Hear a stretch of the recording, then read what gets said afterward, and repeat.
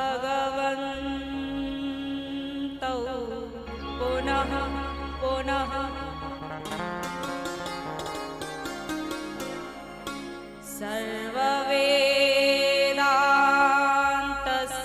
सर्ववेदान्तसिद्धान्त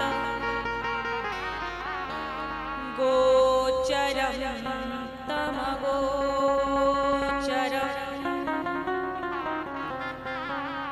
गोविन्दं परमानन्दं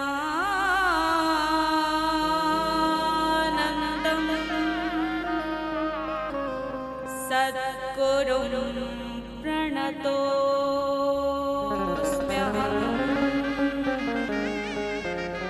सद्गुरुं प्रणतोऽस्म्यहम्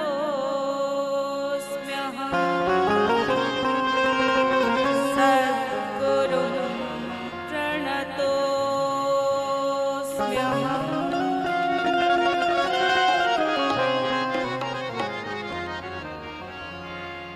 अनंतः श्री विभूषित जगत अर्चनीय वंदनीय प्रातः स्मरणीय श्री सद्गुरुदेव, सूक्ष्म जगत में विराजमान समस्त सिद्धजन योगी जन, जगत की अधिष्ठात्री देवी माँ, मेरे संत भगवान और आप सभी रसिक श्रोता जनों के चरणों में भगवत भाव से मैं बार बार नमन करती हूँ।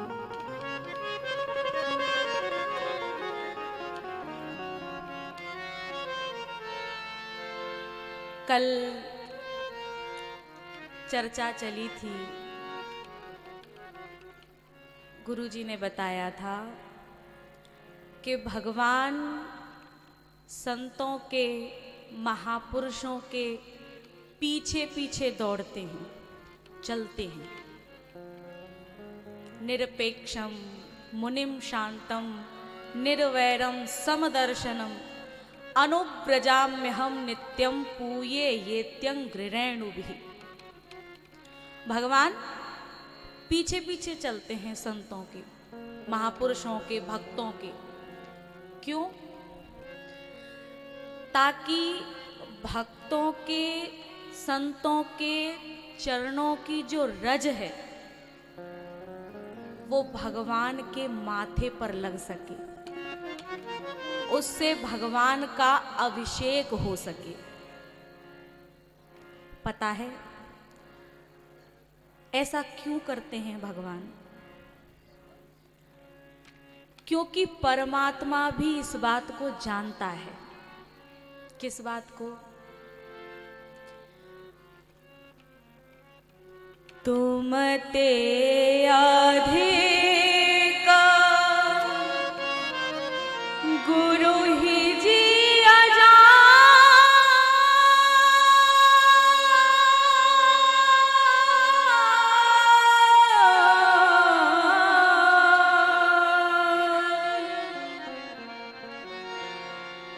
जो व्यक्ति भगवान से भी ऊपर गुरु को मानता है, भगवान से भी ऊपर गुरु को मानता है, तो भगवान ने स्वयं कहा है कि मैं उसके हृदय में जाकर के विराजमान हो जाता हूं।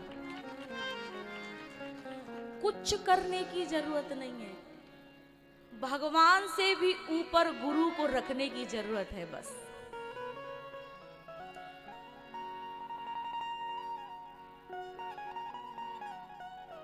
जब राजा रघुगण ब्रह्म विद्या प्राप्त करने के लिए कपिल मुनि के आश्रम पर जा रहे थे, रास्ते में एक कहार थक गया तो उन्हें मार्ग में जड़ भरत जी मिल गए। और जड़ भरत जी थोड़े हट्टे कट्टे थे, मेरे जैसे। तो जड़ भरत जी को कहारों की जगह खड़ा कर दिया। लेकिन संत की चाल और संसारी की चाल में अंतर होता है। संत की चाल में और संसारी की चाल में अंतर होता है। संत कभी संसारी की चाल नहीं चलेगा और संसारी कभी संत की चाल नहीं चल सकता। हुआ क्या, जो और कहार थे वो अलग चल रहे थे और जड़ भरत जी अलग चल रहे थे। इतने में क्या हुआ कि एक ठोकर लग गई, तो राजा रहुगण उतर के और जड़ भरत जी से कहने लगे कि तुम्हें चलना भी नहीं आता क्या? इतने हट्टे कट्टे हो रहे हो, तुम्हें चलना भी नहीं आता? अपना शरीर तो देखो। अब बहुत देर तक तो भरत जी सुनते रहे। थोड़ी देर बाद उन्होंने कहा, राजन किसकी बात कर रहे हो? इस शरीर की? अशोच्या नन्वशोचस्त्वं प्रज्ञावादांश्च भाषसे गतासु न गतासुश्च नानुशोचन्ति पंडिता। अगर तुम इतने ब्रह्म विद्या की प्राप्ति करने जा रहे हो और इस शरीर की बात कर रहे हो, बन रहे हो ज्ञानी और अज्ञानियों जैसी बात कर रहे हो। ये शरीर तो ना तुम्हारा रहने वाला है ना मेरा रहने वाला है। बताओ, क्या तुम्हारा ये शरीर रहेगा? और तुम इसी शरीर की बात कर रहे हो। जैसे ही ये बात रहुगण ने सुनी तो चरणों में लेट गए और हाथ जोड़ करके विनती करने लगे कि प्रभु आप मुझे ये बताओ कि मुझे ये ब्रह्म विद्या प्राप्त कैसे हो। क्योंकि जब ब्रह्म विद्या प्राप्त हो जाएगी तो उस ब्रह्म विद्या के सहारे से मैं ब्रह्म को प्राप्त कर लूंगा। आप मुझे ये बताओ कि ये ब्रह्म विद्या प्राप्त कैसे हो। तब उन्होंने बड़ी प्यारी बात कही, रहु गणई तपसा नयाति।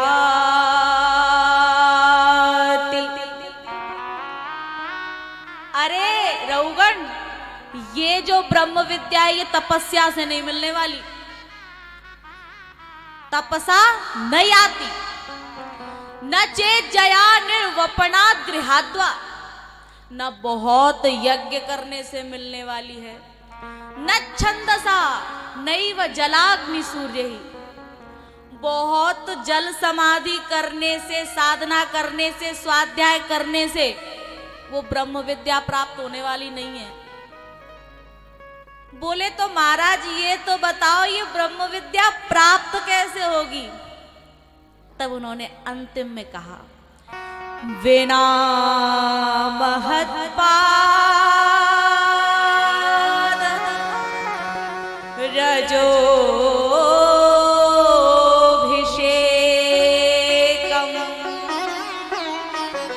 ये जो ब्रह्म विद्या है ये ना तो वन में जाने से, न तपस्या करने से, न यज्ञ करने से किसी से प्राप्त होने वाली नहीं है।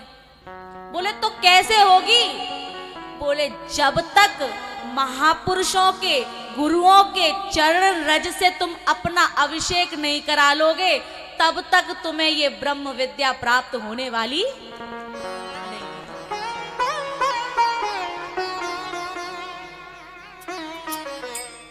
शास्त्रकार एक बात कहते हैं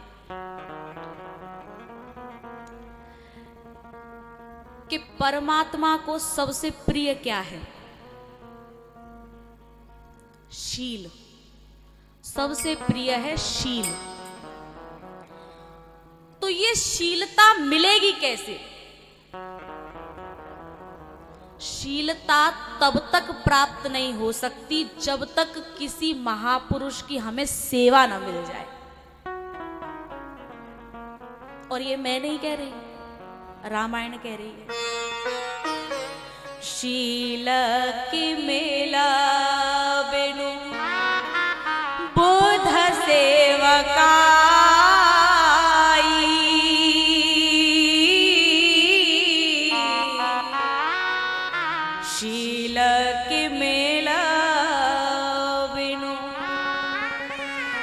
शंकराचार्य जी कह रहे हैं आभूषणों में भी सबसे बड़ा आभूषण क्या है?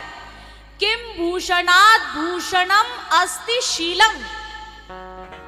भूषणों में भी सबसे बड़ा भूषण आभूषण सोना चांदी नहीं है तो किम भूषणात् भूषणम अस्ति शीलम।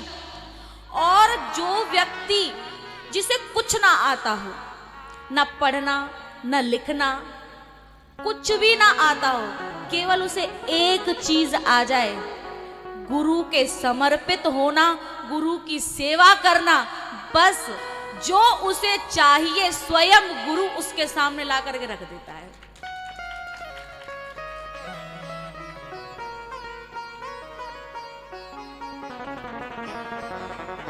आदि गुरु शंकराचार्य जी, जिनके कारण सन्यास की परंपरा चली, उनके 4 शिष्य थे और सबसे कमजोर उनका एक शिष्य था जिसका नाम था तंतोटक। मंद बुद्धि, जिसकी बुद्धि काम नहीं करती थी, लेकिन उसका काम सिर्फ एक ही था कि किसी भी तरीके से गुरुजी की सेवा हो जाए। एक दिन क्या हुआ कि गुरुजी अपने जो 3 शिष्य थे उनको बैठ करके पढ़ाने का पाठ शुरू करने जा रहे थे,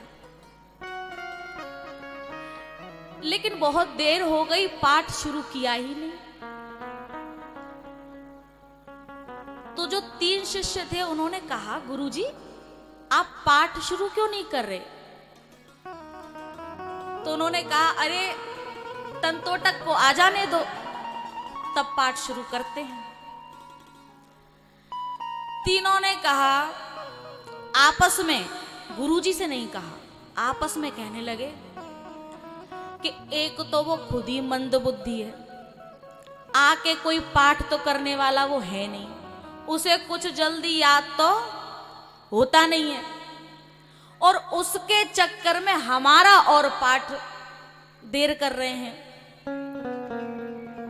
आपस में ये बात कर ही रहे थे और तंतोटक वो हमेशा अपने गुरु भाइयों से एक ही बात कहते रहते, मैं कभी कुछ कर पाऊंगा?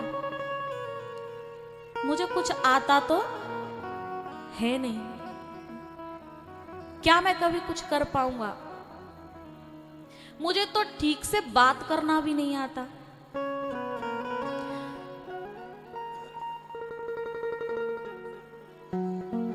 लेकिन वो जो गुरु भाई थे वो कोई जवाब नहीं देते। हुआ क्या, अब गुरुजी इंतजार कर रहे हैं, लेकिन तंतोटक आए नहीं। गुरुजी ने ध्यान लगाया कि ये गया कहाँ है। जब आंखें बंद की और ध्यान लगाया तो देखा कि तंतोटक गुरुजी की सेवा के लिए सरोवर से जल भरने के लिए गया है। केवल एक ही काम था, सेवा का। ध्यान लगाया कि सेवा के लिए जल भरने गया है। गुरुजी ने वहीं से अंतःकरण से आवाज लगाई, तंतोटक। और जैसी आवाज सुनी, अरे गुरुजी की यहां आवाज कैसे आ रही है? मैं तो इतनी दूर हूं। शंकराचार्य जी ने आवाज लगाई, तंतोटक ले बुद्धि ले, ले ज्ञान ले, ले ब्रह्म विद्या ले। और वहीं से तंतोटक ब्रह्म विद्या का गान करते हुए चला आ रहा और तीनों शिष्य की आंखें फटी की फटी रह गई। आज भी जो शंकराचार्य जी की 4 पीठ हैं, उनमें से एक पीठ तंतोटक की है, और फिर वो तंतोटक नहीं, तंतोटकाचार्य हुए। क्यों? शील की मेला बिनु बुध सेवकाई,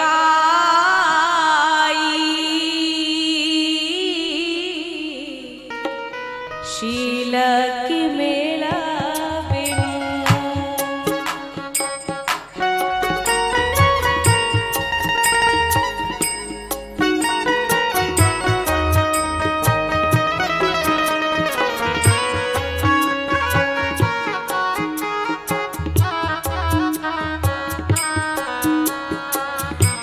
जैसा ठगुरु सन ईर्षा कराही, रौरव नरक कोटि जोग पराही।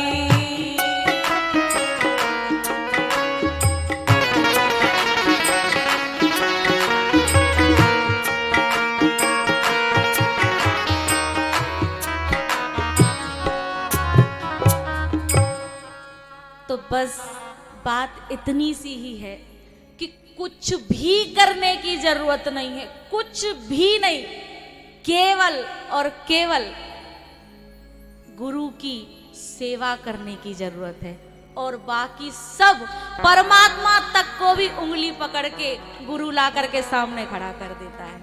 बोलिए श्री सद्गुरुदेव भगवान की, हनुमान जी महाराज की जय। जय श्री राधे